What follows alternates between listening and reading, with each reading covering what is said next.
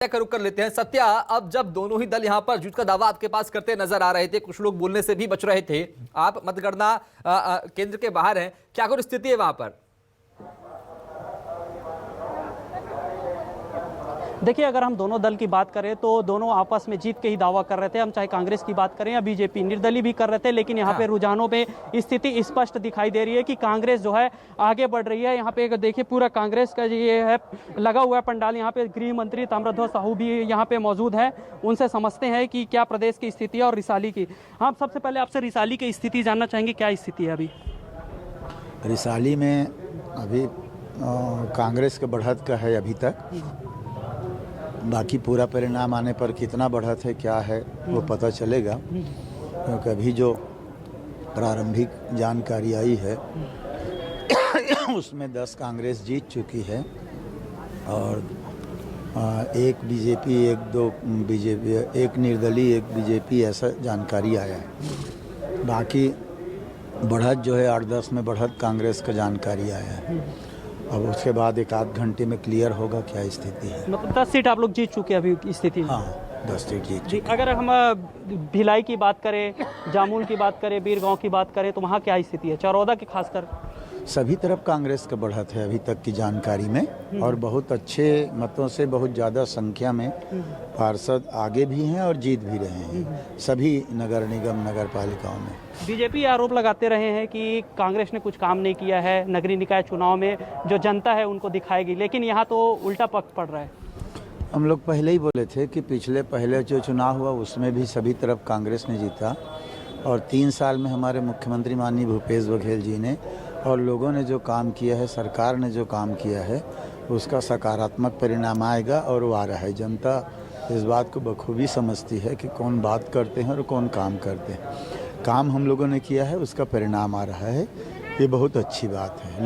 लोग विकास को सामने रखकर वोट किए हैं। रुझान में आप जीतते दिखाई दे रहे हैं सामने, तो हम चुनौती की बात करें, कितनी चुनौती रही आप लोगों के पास? चुनौती तो बड़ी रही, क्योंकि चुनाव होता है, कभी किसी को कमज़ोर नहीं समझना चाहिए। हर व्यक्ति जो लड़ता है, चाहे वो निर्दलीय लड़े, जीतने के लिए लड़ता है, तो जीतने के लिए तो अपनी ट्रेजरी, अपना रणनीति करेगा ही, इसलिए किसी को ही कमज़ोर नहीं मानना चाहिए। चुनौती तो बहुत ज़्यादा थी, इसमें कहीं कोई दो मत की बात नहीं है। भिलाई नगर निगम की अगर हम बात करें तो वहाँ पे बराबरी की टक्कर की बात सामने आ रही है, तो क्या लगता है कितने आप वहाँ पे बाजी मार रहे हैं? अभी तो शुरुआत है ये, और पूरा आने पर भिलाई भी जीतेंगे आराम से, बहुत अच्छे वोट से जीतेंगे। जामुल में बीजेपी थोड़ा सा वहाँ पे दुरुस्त दिखाई दे रही है, कुछ वोटों से अब वो लोग आगे हैं।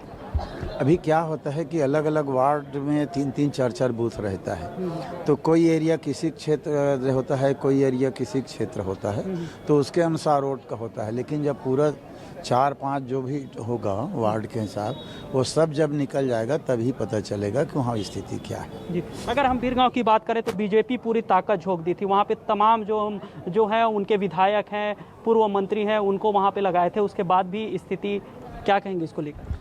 मैं वहाँ हमारे माननीय सत्यनारायण शर्मा जी काफ़ी सक्रिय रहे हैं, और वहाँ विकास काम भी उन्होंने काफ़ी किया है, और हम लोग भी वहाँ गए थे चुनाव प्रचार में, तभी हमको लग गया था कि बीरगांव कांग्रेस जीतेगी, और अभी मैं समझता हूँ सकारात्मक परिणाम वहाँ भी आ रहा है।